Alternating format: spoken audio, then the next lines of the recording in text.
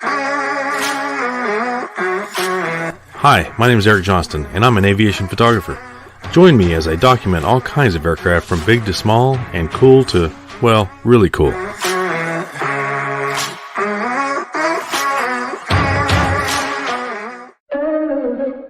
This video is proudly sponsored by Air Models.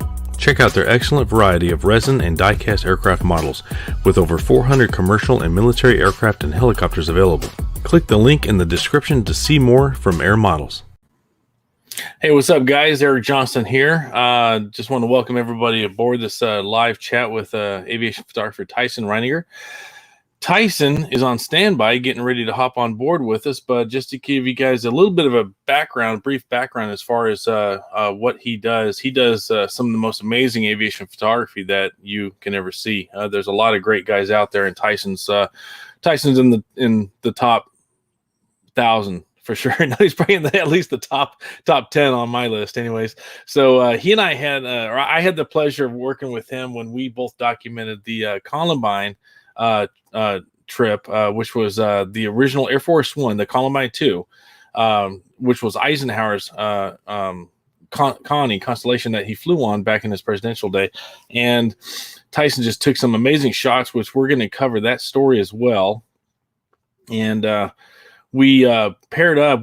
Tyson and I worked together with the Mid-America Flight Museum, and a lot of you guys have seen my stuff from there. But Tyson has also done a lot of shooting with the Mid-America Flight Museum as well. And here we are. This is up in the nose of the B-25 on that trip, and here we are in the tail. That's Tyson right back there in the tail, and that's some goofy guy closer to the camera there. So let's go ahead and bring Tyson on board. Hey buddy. How you doing, brother? Not bad. How you doing, Erik? Doing good, man.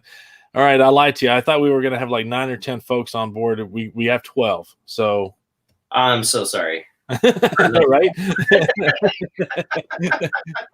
And you guys are more than welcome to chime in, ask questions along the way. And if we're able to cover the questions, then I'll highlight the question at the bottom of the screen, and we'll try to get to them as we can. So, now, Tyson, you showed me before we actually got online that you've got a really, really nice hat that you wanted to wear.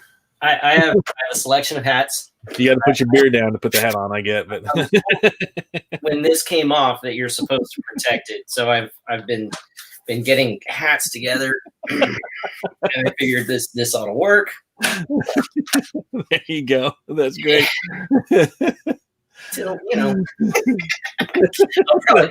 think I've got a few more. Keep the entertainment going. Well, I tell you what, how long have you been? How old were you when you got into photography? I was about 15 when I actually technically got into photography. I was the photographer for the Point Mugu Air Show. Really? Don Lewis. At 15 years old. At 15.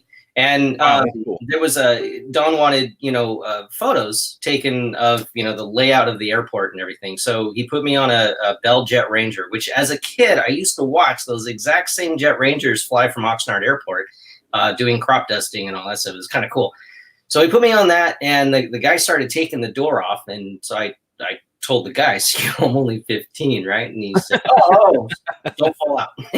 Don't fall out, right? Take the door off. We did an awesome flight. We went down to the La Jolla hillsides and the mountains, and came back around. And when we came back to where Point Mugu was, because we had some paying passengers in the back, by the way. Okay. So we had to give them a fun time. But as we came back, there was a C-130 from the 146th, I think. They had just moved to Point Mugu at the time. And we ended up in a helicopter and a C-130 on approach, flying in formation. I thought that was the coolest thing ever. Oh, heck yeah. Obviously, we weren't close, but close enough to where, you still kind of get that thrill of seeing what it's like. And I was hooked. So that was probably my first job, but I think the bug hit me when I was in camp. I had a little 126 Instamatic, and I didn't really know how to tell stories yet. I was pretty young. Yeah. So I figured this camera could tell the stories for me. And so I would take pictures of all kinds of things at camp and then show my parents when I got home. And I just thought it was the coolest thing ever. So we had to pay for the film. Right. But I think that's kind of what got me the bug. And then Point Mugu, definitely, with the ensemble of aircraft that base carries, is just insane. Obviously, you know about VX4 with Black Bunny. We had VXE6, the Ski Birds, the LC-130s that would go down to Antarctica. We had VAQ-30, which had just all kinds of really cool planes. We had VA-305 at the time, which was Lobos. Gosh, I know I'm forgetting all kinds of stuff, but yeah, just lots of really cool things always flying over. The DC-130A, that was actually the oldest, longest flying C-130 in the military, and that thing was flying forever. I think they called it the ice cream truck because it was. But there was so many cool things to see and take pictures of and tell stories, and so I think that's what kind of got me. That's a big thing to kick it off with. 15 years old. And you're the photographer for any air show would be cool, let alone being able to do that. It was. Obviously, it wasn't paid. Right? Oh man, how many times have we done that? But that's what you got to do. You got to get your foot in the door. You got to get the portfolio. So let me give a quick shout out here to my buddy. Just let me interrupt you. Just plain silly. That Brian Turner, the buddy of mine that I told you about. Oh, hey! That's him. So let me hide him so he doesn't get any more attention than he needs. Bye. hey, bye. So what'd you do after that? Kind of give me a brief rundown of what'd you do after that air show. The bug kind of stuck for a little while. Kept doing air shows. I would do some of the local Southern California ones. My dad was in the military at the time. He was on the Reuben James. So I would go out on Tiger cruises, hang out at the ship, which was based in Long Beach at the time.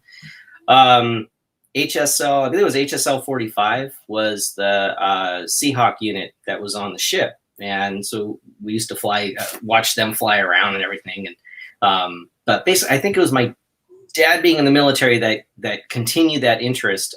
But it wasn't a legitimate business, so things were kind of slow until right around 2000. And 2000, I kind of got back into it seriously, and that's when I started working with Sean Tucker and a lot of the air show. No, Sean's he's such a fantastic guy, and he is a testament to. I'm sure there are so many photographers out there that got into the business because Sean let them do a media hop or an air to air of some kind, and it spoiled so many of us because once we were done flying with Sean, we would go to the next guy in his Cub and go, "Hey, I want you inverted, tucked in tight." In the Cub, yeah. Like, oh, you can't do that. So, yeah, it was. So working in the air show industry was great.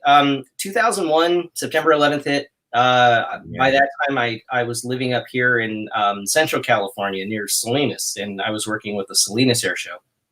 And I think that was a catalyst for a lot of us, especially me. I always was interested in the airplanes. I appreciated what they did, but I really didn't follow the people who flew them. And it took me a little while to understand that they're far more important than the airplanes that they're flying in.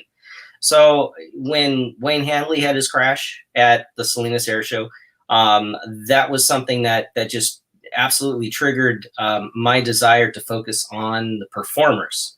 These are the guys that have the history and they do the really super cool stuff.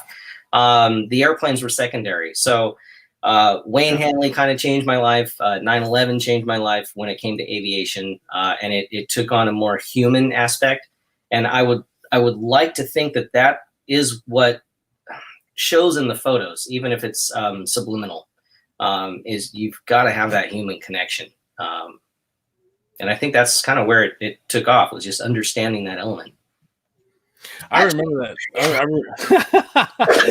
I remember that crash of Wayne's. I can't remember. I may have been working at a flight museum over in Addison at the time, but I'm not sure. But anyways, I remember I saw him perform that one time. Was it Oshkosh? Maybe I can't remember. But anyways, I saw him perform one time, and I was amazed. I thought that was the coolest thing. That the Turbo Raven, right? Is that what it was?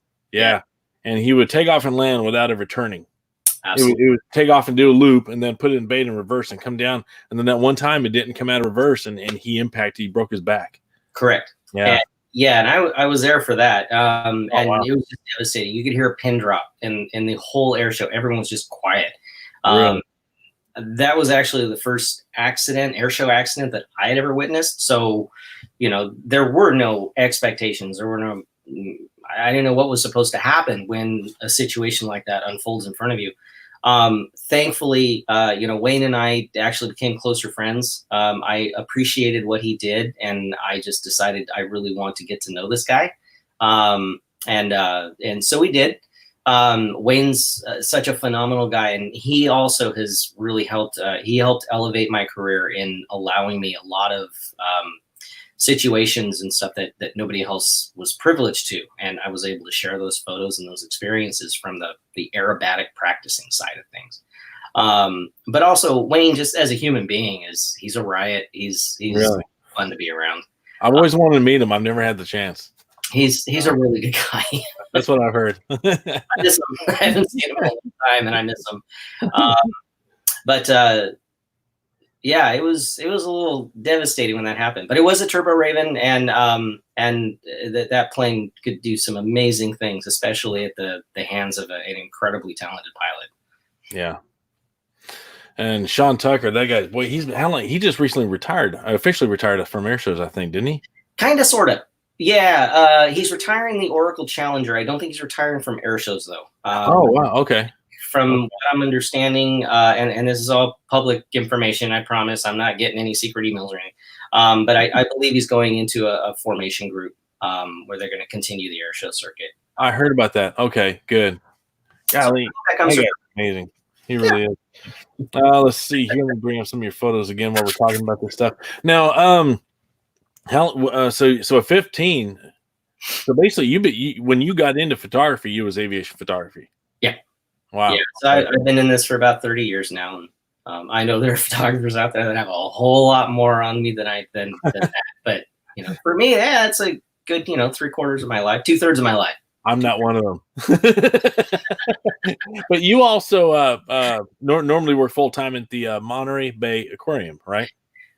Yeah. So the lure of a consistent income.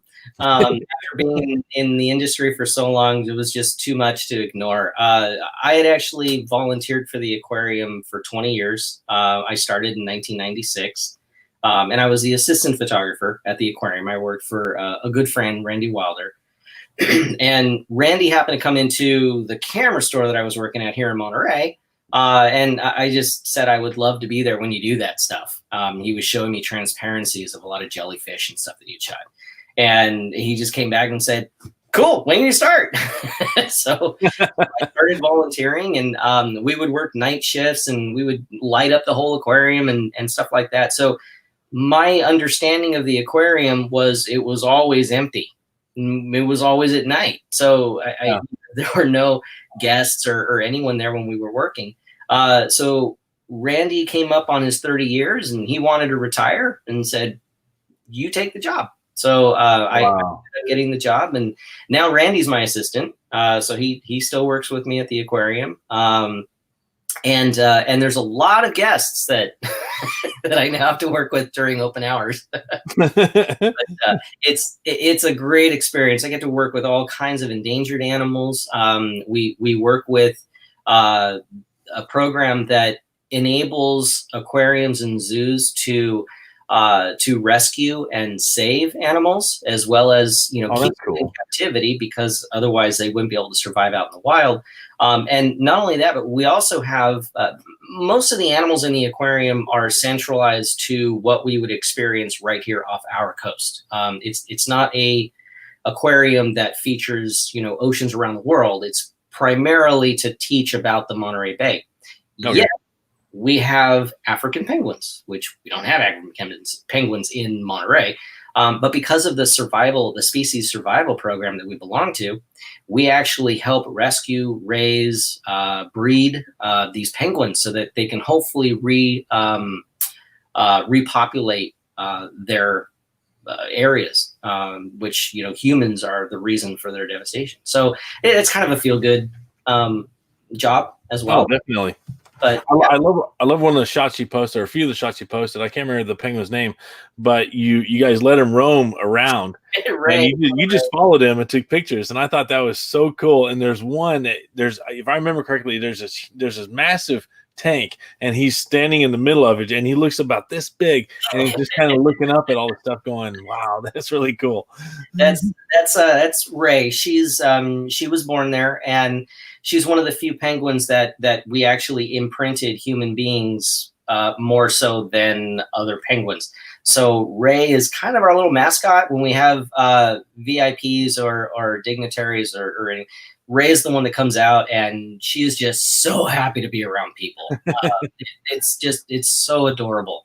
But yeah, we call those enrichment activities. So instead of keeping the animals within an enclosure, which we all know is no fun, we try to get them out of the enclosures. And so we have little paths that they can go down. We have little tours that they can take. And so they just wander around, and it's really adorable to see them waddle everywhere. Do you do them in groups or just one at a time? It depends on the situation. Sometimes we'll do just Ray by herself. Other times we'll do groups of 7 or 8 penguins. We'll do like a penguin parade. The public can actually see it. Yeah, it's really cute. That would be cool to see. I would like that. My kids would like that too. Completely unscripted. They are not planned. So if you happen to see one, it's just your lucky day. It's a special moment kind of thing. Now, let's see here. I have beer. So I don't want to bring up a sign of the times, but as you know, a lot of small businesses are struggling. And if you want one of these, this is like my favorite mug. This thing is huge. That is cool looking. Made out of wood. It's got really cool resin on the inside, so it keeps your beer super cold for super long. And the more you use it, the more the oil on your hands tends to make this wood just super cool. If you want, there's a place called Etc., a unique boutique. They're out of John Day, Oregon, and this guy hand makes these things, and the business ships. So if you want an awesome mug, get in touch with Etc., a unique boutique, or just head on over to my Facebook page. I think I have a link for them. And after this is done, I'll put the links down in the description. Awesome. But I hope y'all are enjoying the beer. How much are they? Do they vary in price? They do. There's all kinds of different sizes. You can get shot glasses. You can get full-on beer mugs. You can get all kinds of stuff. I think they go anywhere from like $10 up to $50 or $60, something like that. I'm probably speaking out of turn, but yeah, she can send you all kinds of photos because each one is custom and unique, and you got to get one that suits you. Yeah. So, that's cool though, and you got a big one too. I like that. A big one.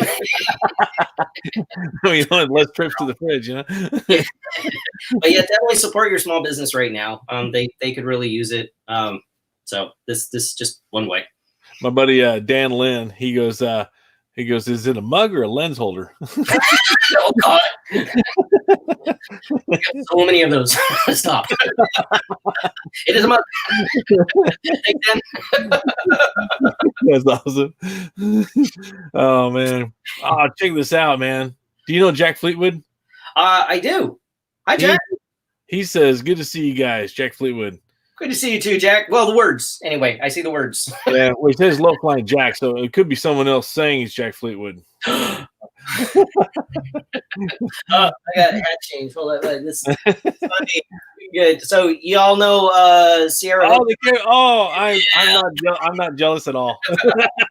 I don't want one of those hats. That's awesome. Hey, put it up to the camera so we can see that thing. That's the Hotel Aeronautics. I got it. Left is right. Right is left. Down a little bit. Down. Yeah. How's that? No, there you go. That's cool. Okay.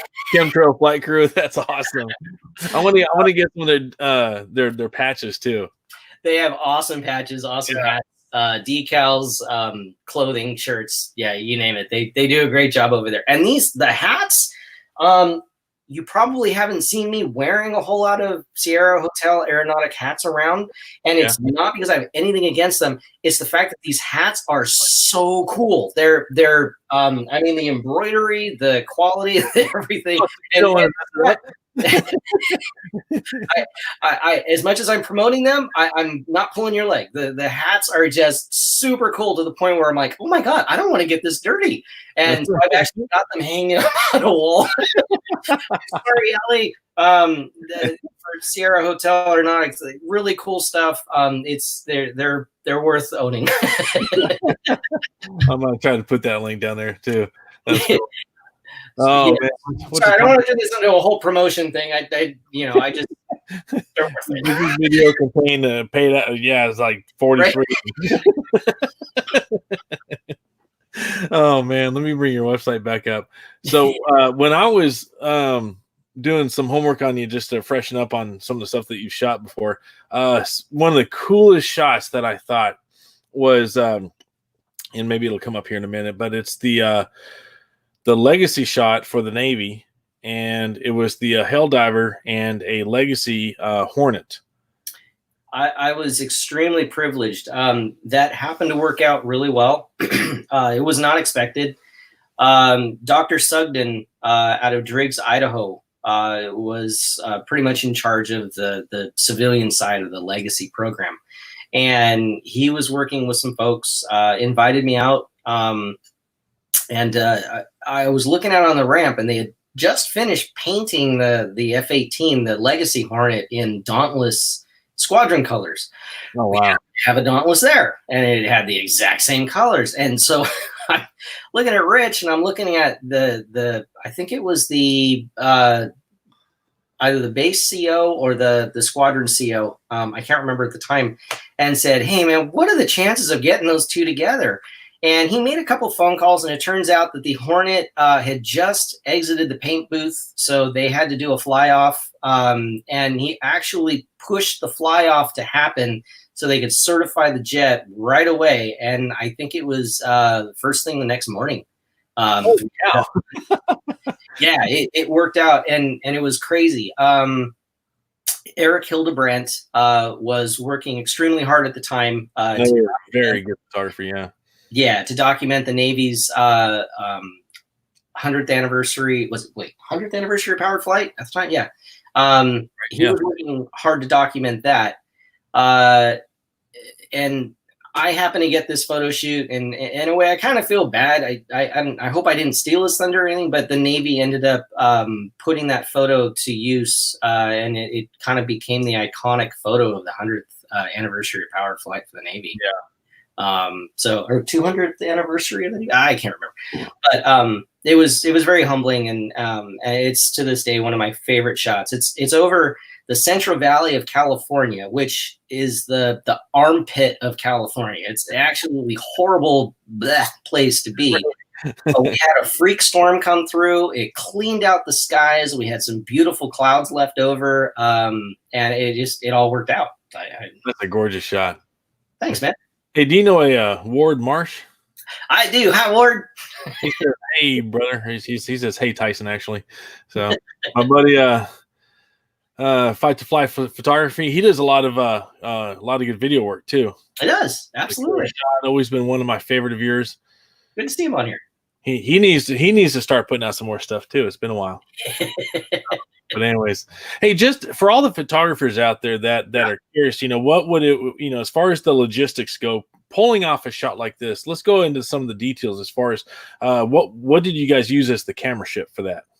I believe I was in the back of a T2 Buckeye, which was also owned by Dr. Sugden. It was flown by Peter Klein. It goes by the call sign Bamboo. He also works in Driggs, Idaho, as one of their pilots. It was a civilian-owned Buckeye. It is a civilian-owned T2. Yes, okay. It was actually part of the Legacy training, and they brought it down not only for the training but also to double as a photo ship. It has excellent visibility out the back, from side to side anyway. So it worked out really, really well. But yeah, and then I think after this flight, we hopped into a Hornet, and I got even less. Got even less what, visibility? It was a great flight though. I had an oxygen mask and helmet and everything. Just I couldn't see through the camera. Is that hard to shoot with the O2 mask on and everything? Do you have to kind of It is. I'm sure for those who have had more jet hops than I have, they've already figured out, how to fix all these things. But for me, it was my first hop in a Hornet. And the oxygen mask had, air squirting up into my eyes, and I couldn't see anything. And of course, you are part of the jet. They have so many seatbelts and buckles and everything holding you in that if you wanted to turn, you're gonna pull something. And is that where you got this shot right here? Exactly. So that's actually from our hop. So the two warbirds had already broken off. This was the banana pass for the two F-18s. And we're coming around. We're doing about, I think that was close to 5 or 6 Gs. You can see vapor coming off the Super Hornet in front of us.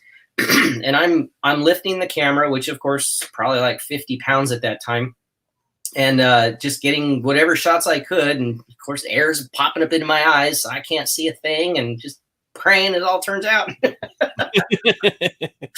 But I know with proficiency, it wouldn't be so much of a challenge, but still, first time, it's always a challenge.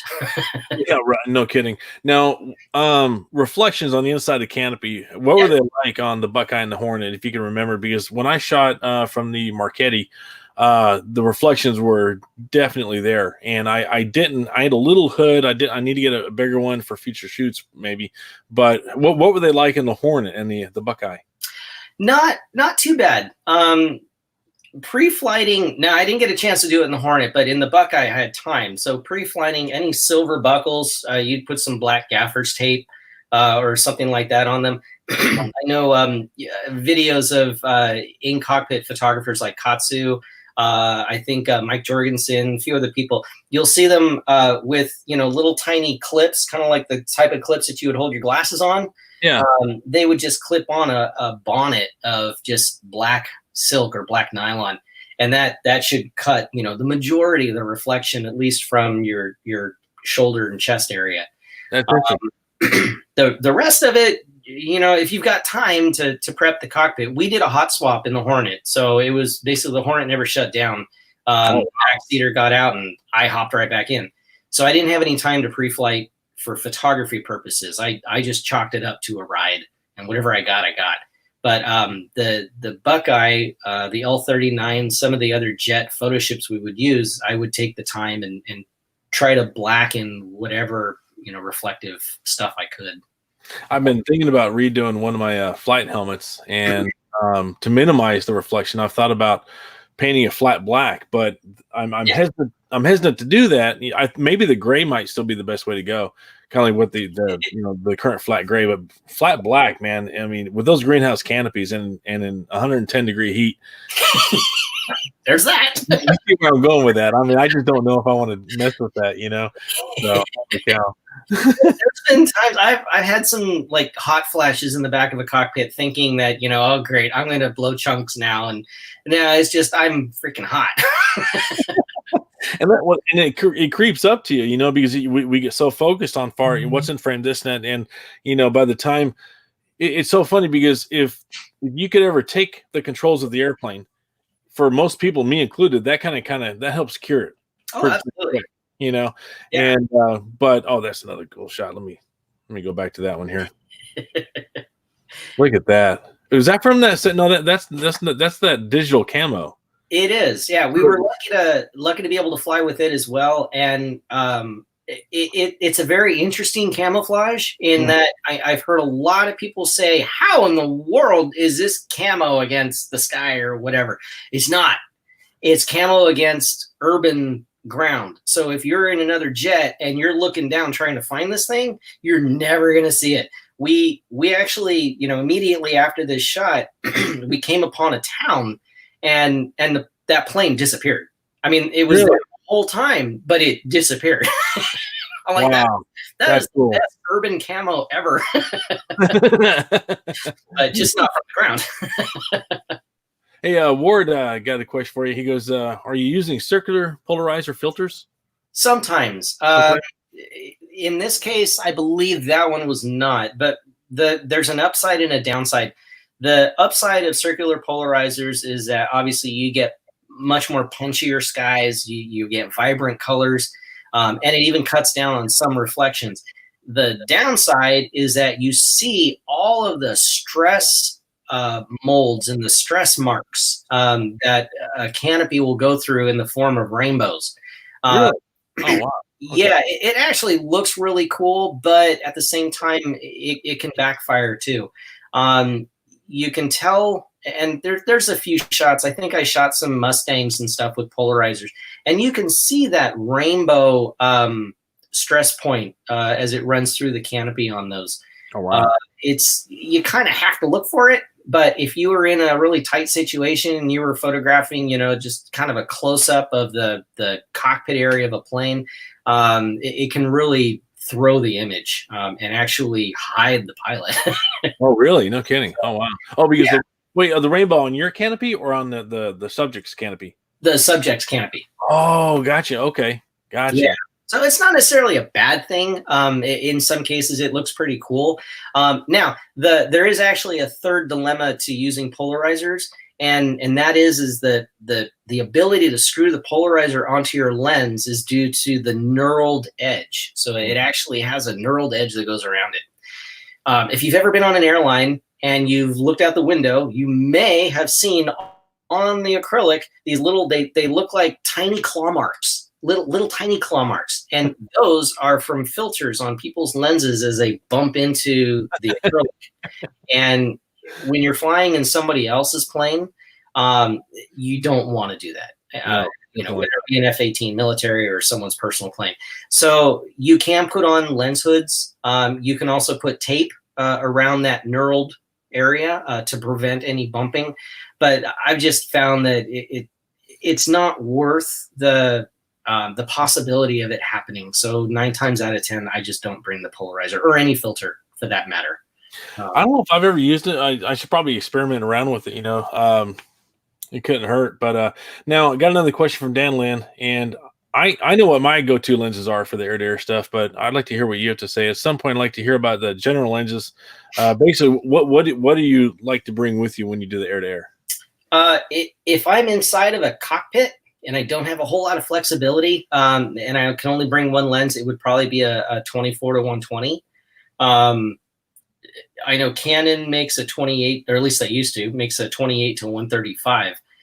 Those have great range, and that's perfect for most situations.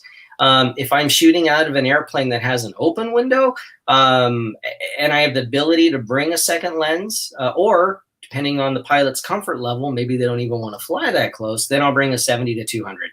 And that seems to be a really good go-to. The only thing that I miss with the 70 to 200 are, like fun wide angle shots. You like those too? Because I like to try to get them as close as possible to give that wide angle, kind of like the F4 shot that was up there just a little while ago. You get a little bit of distortion with the nose and everything. The only time you don't want to do that is there's like the T6, there's the trimotor. There's certain airplanes that for some reason give you that long wing effect, and it looks more like a boomerang than an airplane. So in that case, you would, if it's a bigger plane, you kind of want them to back off a little bit and use a longer lens so that you don't get that distortion. Okay. That's really the only case where I don't think I would use a wide angle. But getting landscape and everything in there is just, to me, that's the art, is trying to get the environment as well. What is, out of all, and this is probably a pretty tough one to answer. Golly, look at that shot. Let me go back to that one here. Hold on. I'm just gonna let that cook there for a minute. Let everybody go. Wow. Now, out of all this stuff, do you have a favorite airplane that you've shot air to air? I mean, you've done a lot of cool stuff, so that might be a hard one to nail down. That's a hard one. I mean, there are airplanes that are just our favorites to begin with that I love doing air to air of. I mean, the Tomcat was one of them. I got one opportunity to do air to air. I would give anything to do it again. It'll never happen, but I actually like weird airplanes. The weirder the better. And that really didn't hit me until I started going to Oshkosh. Before I was kind of like, yeah, just put a jet in front of me and I'm happy. But after understanding the home built folks and some of these odd and unique military planes from the 30s, 40s, 50s, even the 20s, I've started to have a bitter fascination with those. So that's why I love going to Scott's place, because the museum, not only does he have some very unique airplanes, but he's also made some very, very good choices on which airplanes to acquire. And those are airplanes with a bona fide history that you're flying with. I mean, the trimotor, which actually was at Pearl Harbor. I mean, that's amazing. He seems to find these aircraft that have a really, really cool history, not just because it's that kind of aircraft, but it's because it's the aircraft. Yeah. And that makes it more exciting. And you can actually almost see that boomerang looking wing. So even trying to do a wide angle with him far away, still got that long wing look. But I know what you mean, though, because when Scott Urschel and Bruce Hefner were in the helicopter, Scott Urschel had a GoPro attached to his head, and he was getting really close, and especially with that GoPro, such a wide angle, and it made the wing look just like 300 feet long. It was really, really cool looking. Now, speaking of the museum, let's see here. We got about, and I say we because, even though I haven't been out there and it seems like forever, but I think Scott's got around 60 airplanes now. Holy cow. Yeah, it's crazy. Absolutely crazy. And well, I know every time I turn around, he's coming up with a new one. Yeah, we just got a Huey. I can say that now because it was posted on Facebook. So he's got a Huey now. Yep. And actual combat time. So back to, he for the I think it's like 2,000 hours of combat history time. Oh my God. That's crazy. Let's kind of blast through a few of these photos now. Out of all the camera platforms, my favorite that I've ever used is probably and it doesn't always suit the needs for everyone, but it's got to be the B-25. Oh, it's an amazing platform. And this is your shot. Yeah. Early morning, Lake Bob Sandlin, out at Mount Pleasant. Yeah, that was a fun morning. It was a cold morning too. Now, what was your camera ship on that one? Yeah, I think it was the 01, the Bird Dog. Oh, wow. I'm pretty sure Matt Bongers was flying that one. Gotcha. Matt is such an incredible guy. Those of you who go to Oshkosh with the Warbirds probably know him. He's a phenomenal pilot. And he'll admit he came from nothing and started working with Scott and worked his way all the way up to seaplane and whatnot. I mean, the dude's just impressive. Yeah, that's him flying the Bobcat right there. That is him flying the Bobcat. Wait, is it? Yep. Oh, it is. Yep. So that must have been Kelly Mahon probably flying the photo ship. Yep, I think you're right. And on the museum's Facebook page, I don't have this photo here, but if you go to Mid-America Flight Museum on Facebook, you can see Tyson's awesome shot of the duck.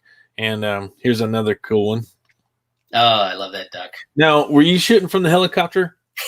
Yes. That was the MD 500, I think, right? Oh, absolutely, that is one smooth platform with those 5 blades. You don't get the whoop with the shake, No, it's and that would be Scott Glover flying the helicopter. Yep. And Kelly Mahon, some guy named Kelly Mahon flying the duck. I think that's Scott Urschel in the back. I think. Oh, is it? If I remember correctly, cool. I'm pretty sure. But well, they got some amazing footage with that camera that they had on the helicopter, that Cineflex camera. Mm-hmm. Golly, that was cool. And some of the nice footage which you got is stills from the same flight. I think was the 1925 Waco 9. Yeah, we tried to beat Kelly out of the air with 2 helicopters. I thought it was great. Kelly goes, "Yeah, fly an OX5 over trees." They said it would be fun. They said. We were giving him so much bad air, but Kelly's a trooper and he did great. He just continued to fly. We had really I don't think we had any communication. I think we just told him, fly. Yeah. He did. With his baseball cap.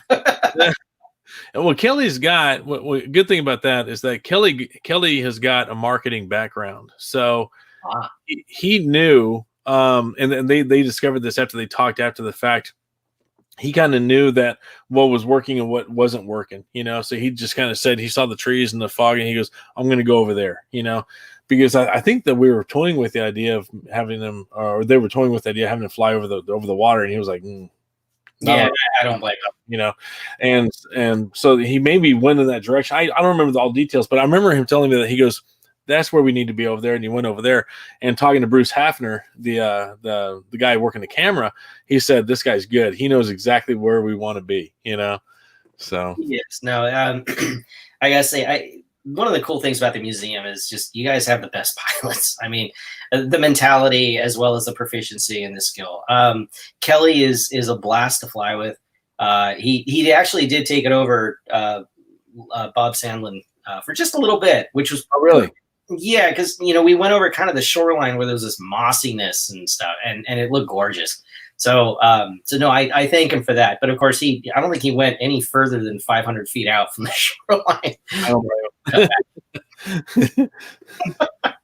I don't blame him. Oh, here's another night shot. You and I we like to do these night shots. Yeah, we have fun with those. Those are fun, and makes for a long day during the summer. Absolutely. You gotta wait for the sun to go bye. Yeah, no, I prefer the winter when it gets dark at 4. Right. You do your night shot and be home by 5:30. Oh man! Speaking of Kelly, here he is flying the Swift. Now these are the one down below. What's that one called again? I always forget. That is called a Buckaroo. And thank you. A Buckaroo is based. Forgive me, I'm going to probably get this story backwards. It was either the Swift was based off the Buckaroo, or the Buckaroo was based off the Swift. But essentially, the Buckaroo was, I believe, it was a concept.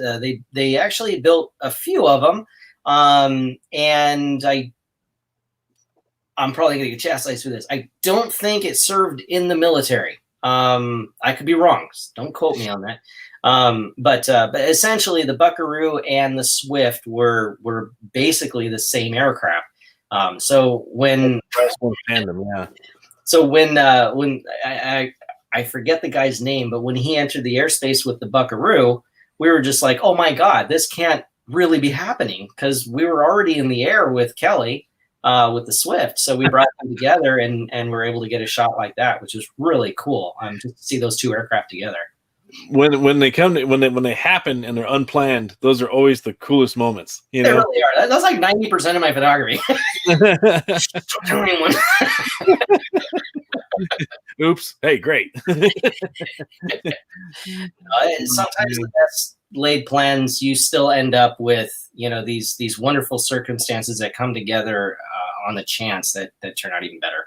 Yeah, Dan Lynn said that your duck shots are some of his favorites. Thanks, Dan.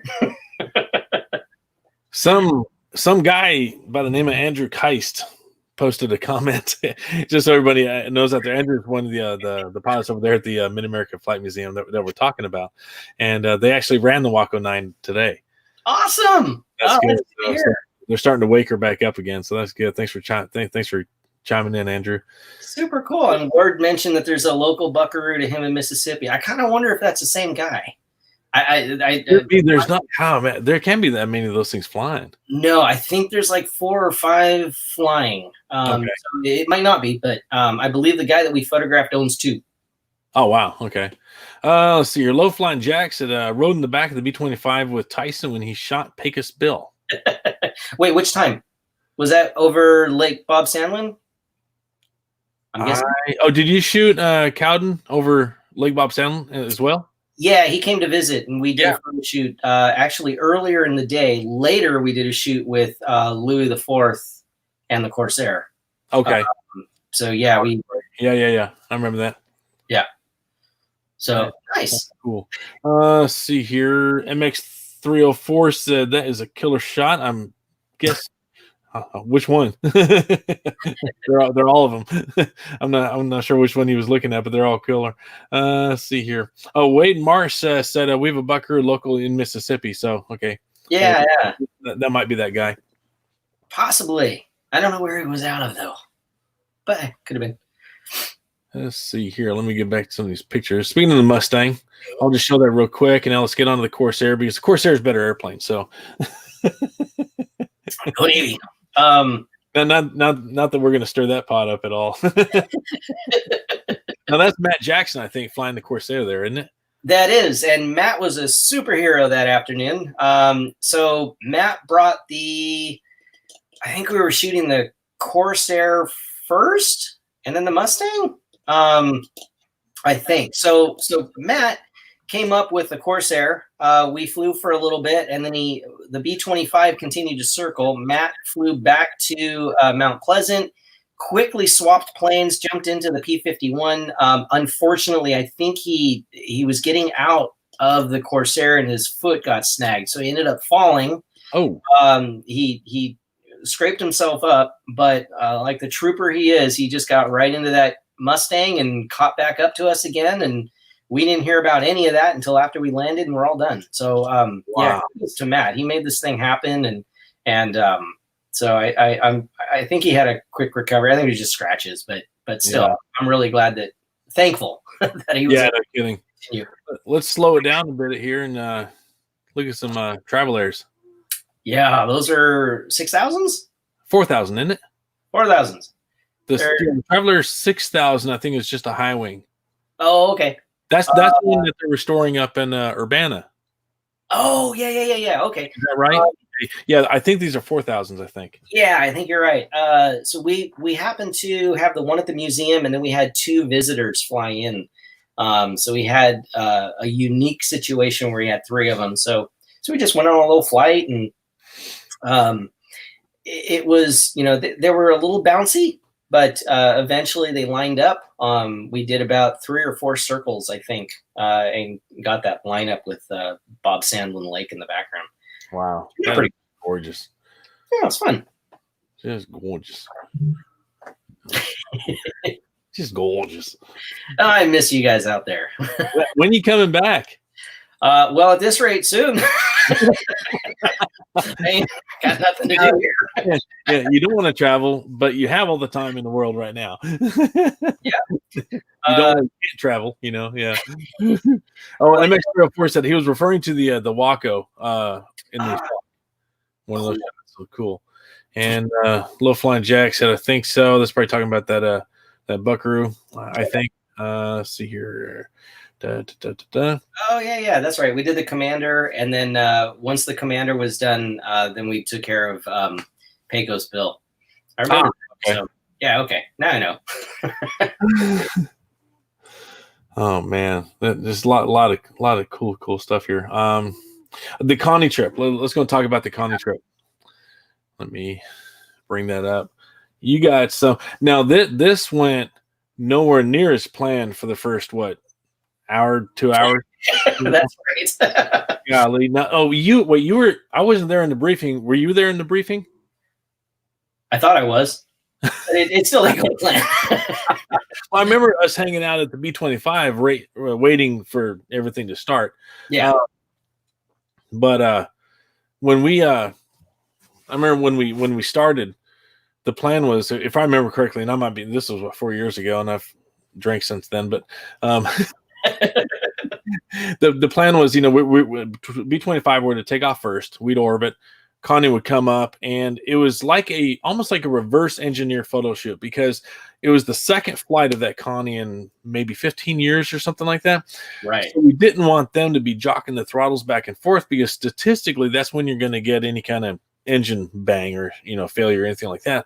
So we said, okay, you guys just fly your flight, and we will fly off of you, and then adjust our power.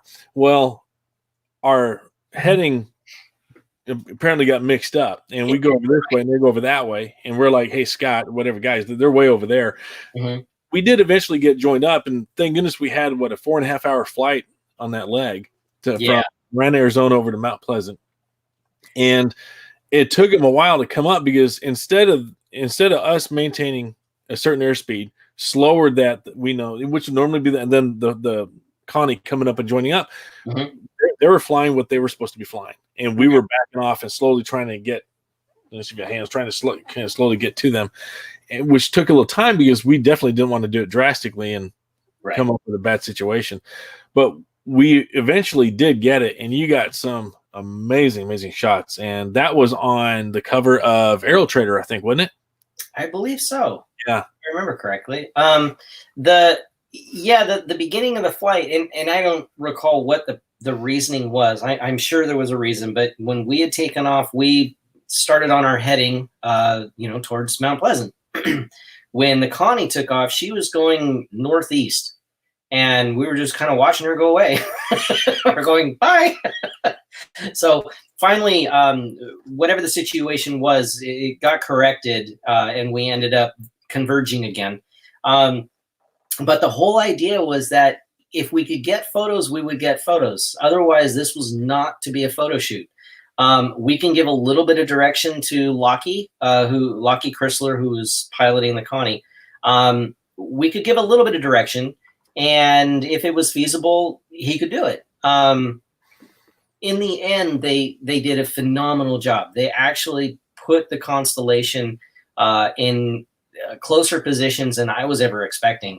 And they managed to come through with a lot of the maneuvers that we had asked, even though there were no expectations. So the primary goal was for that aircraft to make it to Virginia in one piece. And yep. We all recognize that. So no, I'm impressed with what the guys managed to do. The fact that it wasn't even a ferry flight, it was a legit, regular documented flight. It was a return to service. Yeah. Yeah. Thank you. So that was impressive. And, being around the Constellation for, I think it was like 2 or 3 days prior to the actual trip, just looking around that plane, I was just blown away. I mean, don't ever let looks trick you, because I'm like, that's not flying. But they did. It was impressive. It was. Hey, I just got let's see here. Let me get back to this and over that. Daniel Mosley says that he's watching and said to say hi. Hey, Dan! Oh, I love the Mosleys. Yeah, no kidding. I miss those guys. I miss everybody over there, man. Just this quarantine crap can't get over with fast enough. Yeah, no kidding. So. Support your local business. Support your local breweries. Absolutely. Hey, who is flying the low? Oh, Andrew, and Jay Crowell. I think was flying right seat. Andrew was in left seat. Is that right? I believe so. Yes.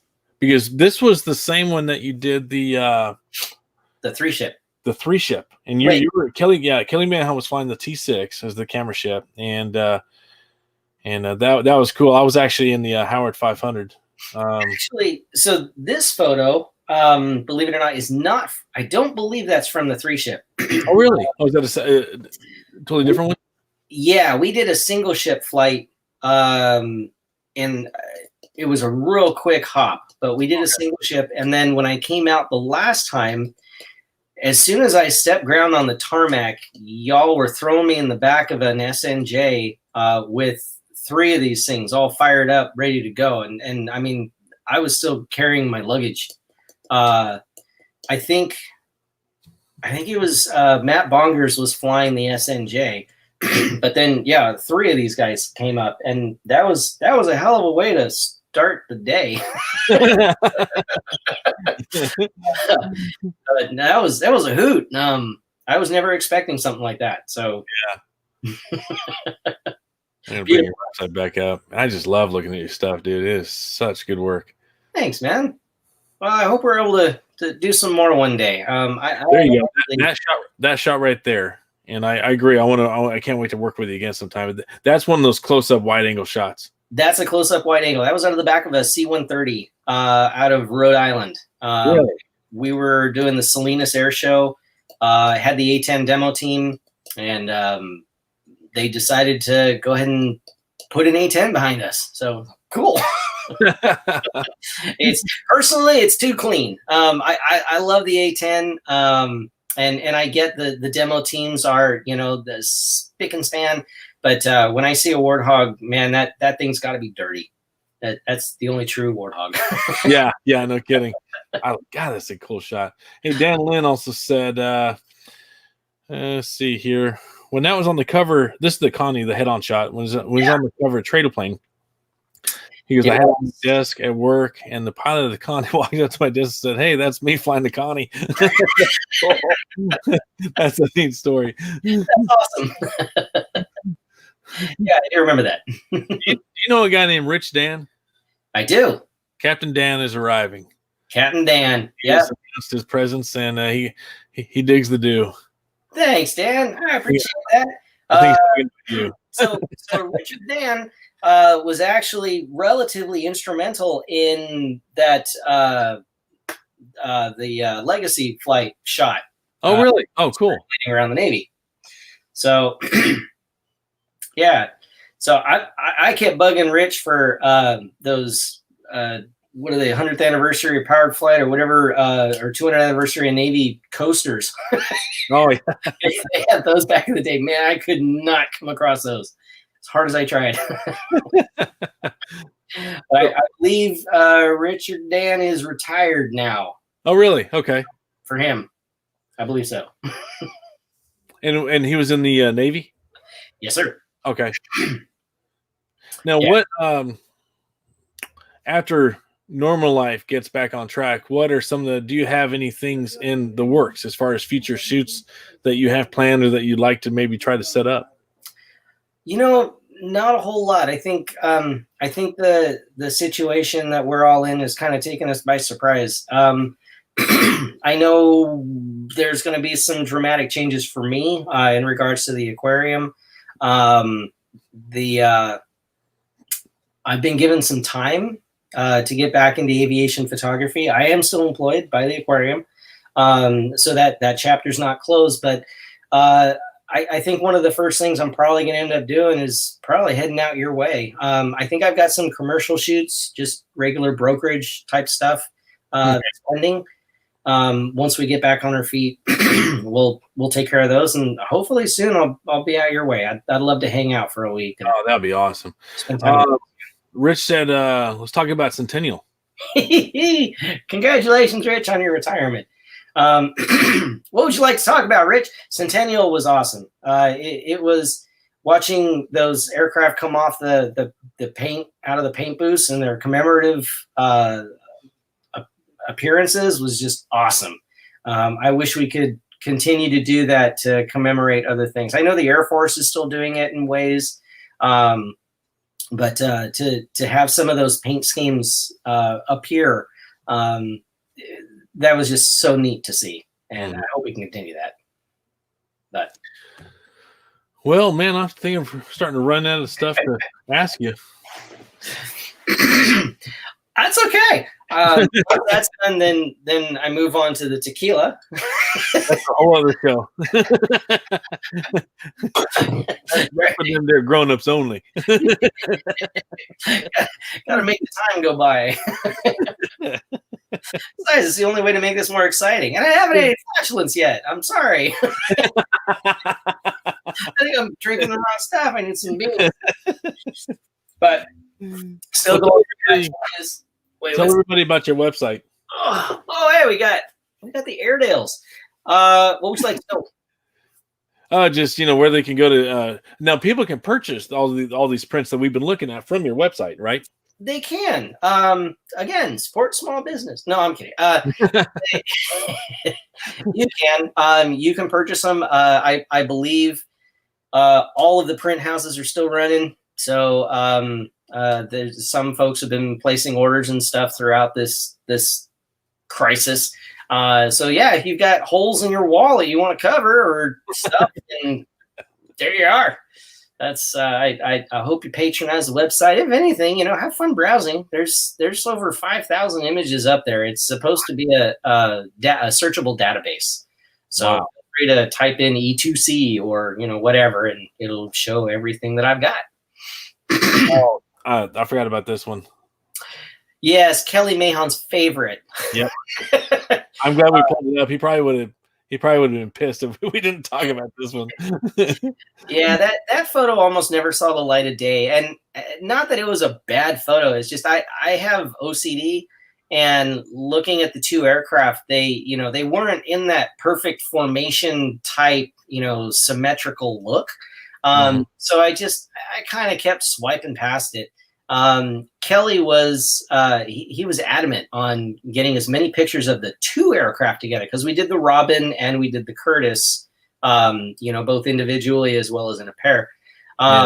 But the formation, the pair shots, there was something lacking, and I don't know. I couldn't put my finger on it, but I went ahead and succumbed to Kelly's request, and I edited that photo, and it took like best of show for Aviation Week and Space Technology and a bunch of other things.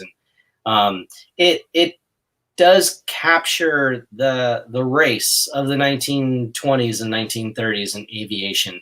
The race to get across country, the race to go from one spot to another with minimal communication, minimal navigation, just, line of sight. And it's just phenomenal what they did back then. It is. So to see this, dawn of a new era, or however you want to symbolize it, or whatever, it turned out a lot better than I expected. So yeah, I love it. Kelly, I appreciate your persistence. Actually, I spent so much time on with the military stuff that all the air show stuff, the GA General Aviation stuff that you shot. Now that's the museum's old Stagger wing that they've since sold. Oh, I thought they did. I haven't seen it. There's Oshkosh North 40. No, I've started to fall in love with a lot of the older aircraft. Before, like I was saying earlier in this interview, with it being just the aircraft that I was interested in, I've begun to learn the history, and I've begun to have an appreciation for the amount of work it goes into in maintaining some of these planes. And so I'm not so much a fast jet guy anymore as I am, seaplanes or home builts or things like that. They seem to be more personal than the jet aircraft. The jets are cool. They're I mean, I love them, but the older birds got more personality. They do, and the history. So there's that 3 ship that we mentioned earlier with the Lodestar. No, the Howard 250. I said Howard 500. It's Howard 250, I think. Yeah, 250 and 2 Lodestars. 2 Lodestars. And the third one, the top one, I can't remember the guy's name. Super nice guy, but he brought that in just to help us out at the show. Was that during the glider pilot reunion? The glider pilot, yeah. And I believe he's the jump school out in Arizona or something he owns. Oh, wow. Okay. There's another great one, that Waco 9. Yeah, such a beautiful plane. Now, what's the one airplane? It's so goofy looking. I don't know if you have a picture of it on your website, but it's, if I remember correctly, the cockpit sits way up. It's a single engine with a twin boom tail. It looks like a caricature of a single engine P-38. And it is, oh man, what's that thing called? I can see it, and I can't think of what it's called. You're not thinking of Howard Hughes' plane, that X-15 or X. This did not look like a Howard Hughes design. It looked like someone designed it with a hangover or something. I mean, it was. I cannot remember what the doggone name of this thing is, but it's so goofy looking that I remember when you posted some pictures of it. I'm like, man, that's, I would love to shoot that thing just because it's one of the most odd ones I've ever seen. It doesn't have a greenhouse looking thing to it, does it? It looks like it's got the cockpit of like a crop duster, like an air tractor or something like that. Yeah. But it sits really high above the single engine, and it's got a twin boom tail. Is that Mike Riker? Yes. That guy is a hoot. That plane. So we shot that plane at Oshkosh. He had just purchased it from a museum in Sacramento. Oh, wow. So here it is in, my home turf, sort of. This is 2 hours away. But to go all the way out to Oshkosh and be exposed to this airplane for the first time, find out that it's been in a museum in my backyard forever. That was actually quite a surprise. That's funny. It's a he and I did a walk around video on his goose Oh, nice. one time, and that goose was just recently featured in a CSI New Orleans episode or something like that, just like a week ago. Oh, now this one. Now The Apache. Scott told me that he came up to you and said, "I really, really want you to shoot the Apache," and you're like, "Really? Did I hear you right?" Yeah. You made it look good, brother. You made it look good. It's such a cute plane. Does he still have the one on floats too? He does. Yep. So yeah, one of these days we'll have to get them both together. Oh, that would be so cool. That'd be really, really cool. There was 3 of them put on floats. This Scott's is the only one on amphibs, and it's the only one that was certified. Wow. If I remember correctly. And it's pretty cool. It's so funny, man, because when we I tell people that we love our amphibs. You know, we got a duck, albatross. Now we got a PBY, which I cannot wait to see that thing fly. Wow. And we got a Apache on amphibs, and they go, what? You know, and they kind of giggle, and I go, look, I get it. I go, it sounds funny, but I go, when you splash and shut down, and then you go swimming, I go, it's fun. It's fun just like all the others, you know. All right, so I got MX-38 here yelling Scout or 304. Is that the plane that you were talking about, or was it the Polish Paisel? I don't know, man. Let me do a quick search here. I'm gonna do a Google search on this other tab here. Scout airplane. I'm using the collective's intelligence over there. Right. Yeah. I pulled up American Champion Scout. Let me see if I can pull up some of their. I don't know if that's it or not, man. Huh. I don't know either. Oh wait, YL15 Scout. Let me plug that in. YL. And let me click on that. No, that's not it, but that's another cool looking one.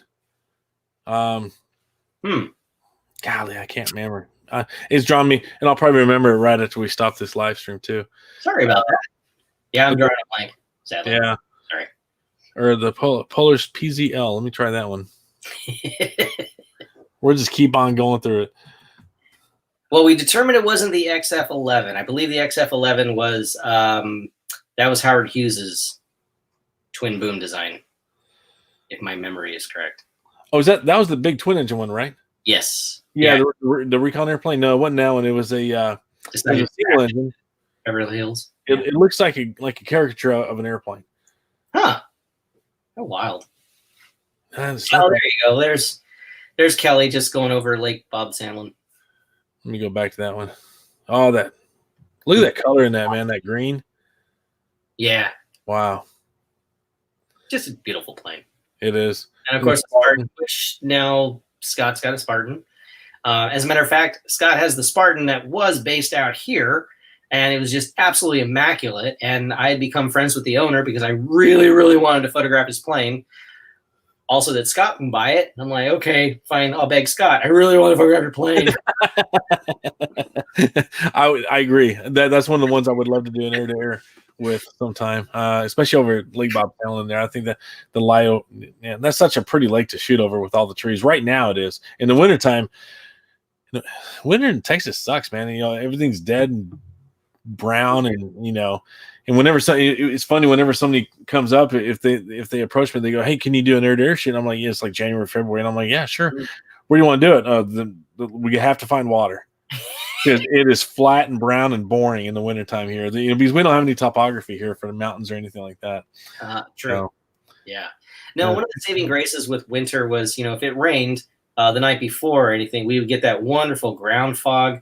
Oh, yes. Plus, we also had, if you would get it when the leaves are changing, then, the different colors over the lake was always beautiful. But during the summer, I have a feeling it's going to be rough. And likewise, same with winter. Yeah. Make it work. So in that case, shoot up, don't shoot down. Yeah, true. Yeah, true. Stack them high. So do you have any plans to attend any major shows this year, like Sun and Fun? Never mind. Sorry, guys. Well, if they do our shows, are you thinking about going? Me? Yeah. I'm sorry, I was reaching for my Salinas Air Show hat that just canceled in honor of Salinas. Am I going to Oshkosh? Yeah. If it's continuing, I was actually going to join you guys. So I was going to head out there and meet up with Scott and the team and Don't go. think we're doing yet because it's yeah. So if it happens, cool. Yeah. Yeah, if it happens, it'll be epic. I mean, it really, really will. Let's just leave it at that. So I also got a phone call. I've been horrible. But yeah, I hope to make it. I haven't been to Oshkosh in probably 3 years. So really, yeah, it's fine. I went the last time. The only time I've ever gone was in '99, and I was working at the Kavanaugh Museum over in Addison, and we we lost our Corsair up there that year. So it was an amazing experience in good and bad ways. So yeah. I've always wanted to go back and, and I even told Scott Glover this too. And I go, man, I would love to go back to Oshkosh someday and write that other one off and just have a good time. And Scott goes, you're not going to have a good time. You're going to be trying to shoot everything in the world while you're up there. And I go, you're exactly right. Yeah. It's a challenge. Have you ever done Reno? I have. Yeah, I've done Reno probably a half dozen times. It's a completely different and unique atmosphere to any other air shows. I mean, Reno's technically not an air show. So, in the pits, you've just got everybody working away and trying to do whatever they can to their planes for, 24 hours straight for 7 days. And it's an amazing atmosphere. And I'm actually really grateful that these individuals, these racers, have their airplanes out in the open. They have their pit crews working, where you can see them and everything, as opposed to, hidden away in a closed hangar or something. Yeah. Because going back to, what I was mentioning about, this is about the people. That's just pure gold is just finding a pit and just standing there and just watching them for, a half an hour to an hour. Especially, I mean, like when Steve Hinton, Jr. started working around, oh my God, it was an amazing feeling just watching this kid, who you've watched grow up, and now he's working on Strega or he's working on Voodoo or, doing whatever to get that airplane into first place. And he did. Wow. It's just a phenomenal view, if you will, to see people working together in such craziness, all for 1 or 2 extra miles an hour. My hat's off to those people. I couldn't do what they do, and they're just so unbelievably dedicated. It's crazy. There's that duck shot that the museum has on their Facebook page. I like that one. That's such a cool angle. I mean, now, do you have a gyro on your camera? I do. I try to shoot with a gyro whenever I can. It's not always feasible because it's big and it's heavy. Yeah. But if it's possible to shoot the gyro, then absolutely it helps. You can probably bring it down about 3 or 4 shutter speeds just with the gyro alone. Wow. Yeah, it really, really contributes to getting that full prop blur, or at least in some cases, any prop blur that you wouldn't otherwise be able to.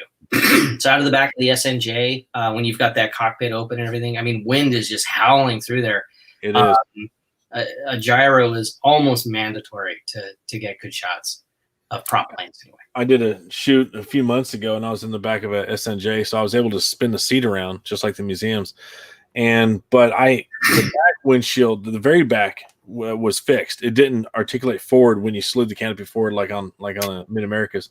So, which was no big deal, but it's just, another obstruction there. But it's nice being able to turn around so you don't have to try to twist, but still you don't have a whole lot of room before you're out in the slipstream. Right. Your camera. So it works good, but you definitely got some limitations there. And you have to be very cognizant of it too. The nose of that camera, the front element, will be hanging out, and you won't even know it. Nope. And it's vibrating to the point where if you're shooting at a 60th or even 120th of a second, that's still slow enough to pick up the movements that you're not picking up yet because you're so focused on trying to make sure it's composed and focused and, is everything else right? And just trying to hunker down in that wind. You actually don't see how much your camera's moving. So gyro kind of helps alleviate some of that stress and worry, and get you better stuff. But it's expensive. They're about 3,000 up. So if you can justify it, do it. It's a game changer. When I grow up, I want to get one of those. Someday. Rich Dan said, what do you use for post-processing? Lightroom? Actually, no, I use Adobe Bridge, Adobe Raw, and Photoshop. Oh, cool. I really wanted to learn Lightroom, and I've tried a couple times, and I found that Lightroom is basically just a slightly different version than Adobe Raw or Adobe Bridge. Really? I found myself trying to learn an entirely new program that had certain features that I would never use. So I went ahead and a couple years ago, I just brushed Lightroom to the side and I went back to working in Adobe Raw. And it does everything I need it to do just fine. And whatever it doesn't, I just open it up in Photoshop and finish it off. There you go. Yeah. So the nice thing about Adobe Lightroom is the archiving features. Okay. Unfortunately, for me anyway, I already had an archive structure that I didn't need Lightroom for. So my archive was independent of Lightroom. And to try and learn a whole new program and try to build in an archive, it was silly. So I gave up. To kind of wrap this thing up, if what advice could you give to people? Because, people come up to me and they probably approached you as well. As far as, how do we get to do what we do? And I tell people, I go, it's a lot of networking for one, and basically just go put yourself out there and just try to build relationships and bonds with these people that fly and or own the airplanes. And also, help out, chip in, maybe clean an airplane or tow it or just whatever, whatever you're able to do, and be there when the opportunity presents itself. What other advice would you have for someone that might ask that question? That. Bye. Yeah, definitely, stay out there. I know when I was getting into aviation photography, I did about 24 air shows in 1 year. And I was constantly always there. I don't know what I did differently than anyone else. Maybe I was fortunate in that the images spoke for themselves. And I didn't have to, which was probably more beneficial. But persistence, quality, when you're editing, you got to be brutal on yourself. Edit. You can have 1,000 images. Edit 10. Don't try to put 500 images up there. You're just going to drown the client or any prospective people, and they're just going to move on. Be extremely critical of yourself. Be extremely selective of what you decide to put your time into. It is a business, so have fun, but at the same time, handle it like a business. Be careful of what you give away versus what you sell. It's very difficult to earn a living after you've established yourself as a photographer who does a lot for free. True. It is hard to make that transition. It is. And it's very difficult. I mean, I completely admit it is difficult to charge people. It's, like Scott, I will never charge Scott. I hear you. Yeah. I get it. He's there for the benefit of the community. I love the visits and, the updates on the website whenever he's got, a Boy Scout troop or a local community event, come out to the airport or whatever. But when it comes to actual museums, then I tend to not charge. When it comes to private aircraft owners, yeah, sorry, I charge. And I get that operating a plane is really expensive, but I don't have a plane. That's what I charge. Someday I want a plane. Yeah, true. Yeah. Yeah, that's the most difficult part of this business is, trying to figure out how to earn a living. Trying to find out where the money is. There's no formula. I really wish there was. Yeah, I've burned bridges. I've built bridges. It's just part of being in a business. You're not going to make everybody happy, but you got to try. Yeah, definitely. Yeah. I wish I had more concrete advice. It depends on the individual. It depends on your demeanor and your goals and where you want to go, how quickly you want to get there, how important they are to you that you get there. Yeah. So just be persistent, do the best you can, show only your best, and network. Yeah. I think it's funny because with like the museum and some of those other shots that you're talking about, the air-to-air shots, shoots kind of quickly materialized. And most of the time, that's not the case. No.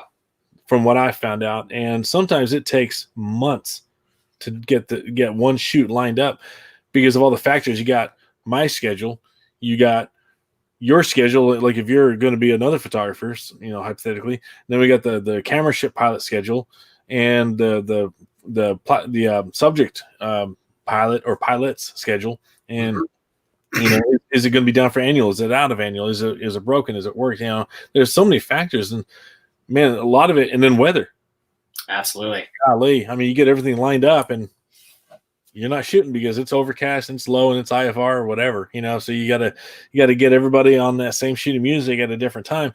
But then again, for me, that's what makes it really special when it does kind of all come together, because of all the work that everybody's put in for it. Mm-hmm. And you're looking at that airplane right there, and you're going, man, this is really, really a cool thing to be able to do right now. I've learned that there's stages. There's stages as to, when you get to the airport, if everyone's there, woohoo, that's one stage down. And then, all the planes fire up, woohoo, there's another stage. You all managed to taxi out to the run-up area, and the run-up was successful. Yay, another stage. You're all in the air. It's like, oh, my God. Anything can happen before that, and anything has. Yeah.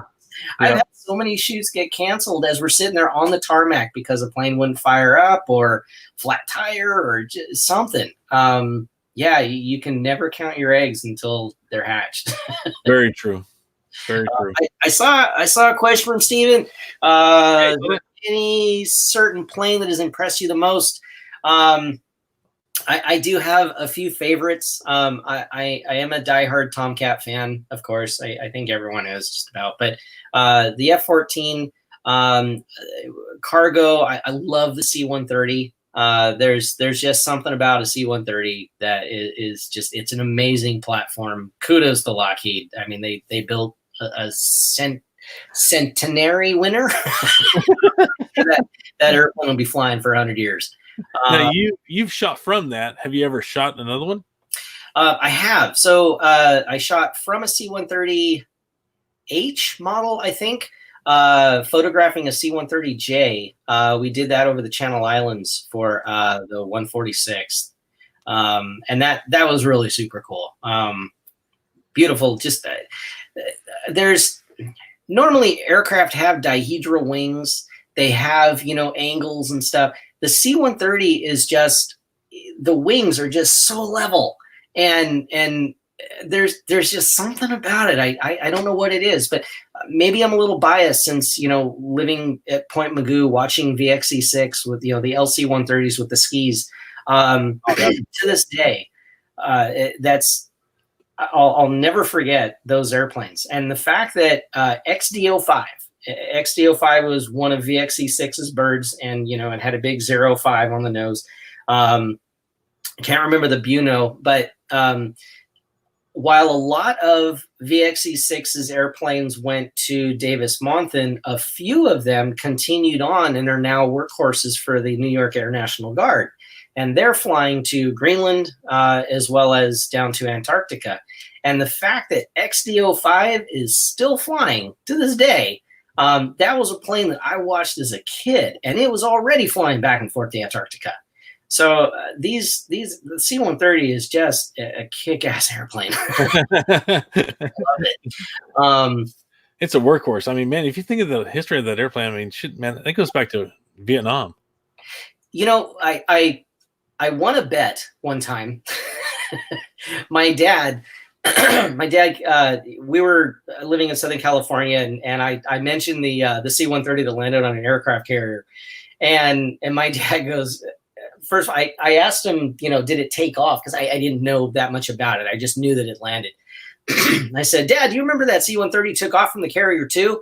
And he just looked at me and goes, C-130 did not land on a carrier. It did. Yeah, it did. He goes, I bet you $500 a C-130 did not land on a carrier. I'm like, Dad, you don't want to do that. He goes, I bet you. That's how I got my first car. I go, Dad, look. So he gave me, I think he sold me the car that he had to me. He sold it to me for $600 and he took the $500. So it cost me $100. But, you know, for the rest of my dad's life, I was constantly bringing up how to C-130 landed on a carrier. You know that time. Hey, But, the Icon aircraft. Icon. Yeah. I think those are so cool, and that they kind of started to get a bad name for themselves because of all the idiots that weren't flying them the proper way. Yeah. But anyways, that's another conversation. But anyways, tell me about this shoot. So Icon, I've always been enamored with their airplanes, and a really good friend, Chelsea Stein, who Chelsea worked with Team Oracle and Sean Tucker, and also the Tutima Academy of Flight down in King City. Chelsea was working with Icon, and I was just so enamored with those planes. They were like, you know, jet skis with wings. So I headed down to LA and met up with their PR folks, and, you know, came to a deal that, you know, that I would help them with their marketing and advertising. So we went up to Lake Berryessa, which is kind of near wine country up here in Northern California. And at the time, they had 3 flyable Icons. We kept working with the 2 primary ones. And then towards the end of the shoot, you know, I just asked, hey, what are the chances of getting all 3 up? It hasn't been done before. And they said, sure, yeah, why not? So we got all 3. And ultimately, we're having a blast. I mean, these things really, really are super cool. Yeah. Unfortunately, they need to be handled differently by, you know, pilots who don't have the number of hours that, you know, a lot of these representatives flying them do. But like you said, that's a whole other story. Yeah. You know, I got to fly in one of these things. We took off from the Hudson River out of New York. Oh wow, cool. Yeah, we did a shoot here on the West Coast because they're based on the West Coast. But they wanted to expand and try to, you know, advertise and market real world, you know, on the East Coast as well. So they flew a few of these out to New York. They brought myself and Mark Loper out to do a lot of the photography. And one of the really, really neat experiences was, you know, taking off from the Hudson River. We were actually, prior to our arrival with the Icon aircraft, the only aircraft that had landed on the Hudson was Sully. Wow. The difference being is we were allowed. But, lots of police calls. Because people were crossing I think it was the Washington Bridge, and they were seeing these airplanes landing on the river, and they were freaking out, thinking that they were all crashing in the river. So this was after Sully. This is after Sully. Yeah, this is people were thinking the worst then. Yeah, 3 or 4 years ago. But yeah, to take off from the Hudson, go down the Hudson, do a couple loops around the Statue of Liberty, and you know, in front of the downtown financial district and everything on Manhattan. It was just really, really super cool. The guys that I was flying with were amazing. Most of them former military pilots, so that they already had the mentality of teamwork and everything built in. So the team was great. I really did enjoy working with the folks. I kind of wish that the public, the customers, had a slightly different view of what these were capable of and what they're capable of.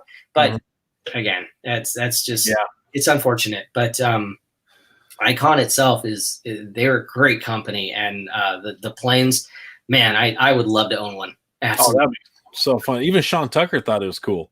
Oh yeah. As a matter of fact, I believe the Young Eagles program, and I've been out of it for a little while, so I don't know what it is now, but I believe that Icon actually donated their first aircraft to EAA's Young Eagle program. Oh, that's cool. Yeah. So, but I don't know what came of that. So, yeah. Well, I think dinner's ready, so I better wrap this up. But man, we got about an hour and a half. I told you plan for an hour. This is. I tried to slip here. I've enjoyed hanging out with you so much. I'm like, let's just keep on talking. Likewise, Erik, I'm sorry we couldn't do this over coffee, but hopefully soon. Yeah, I'd rather beer than coffee, anyways. So, and that was shot from a helicopter, by the way. Okay, I was going to ask you. I wasn't sure if you were up in another A5 or what.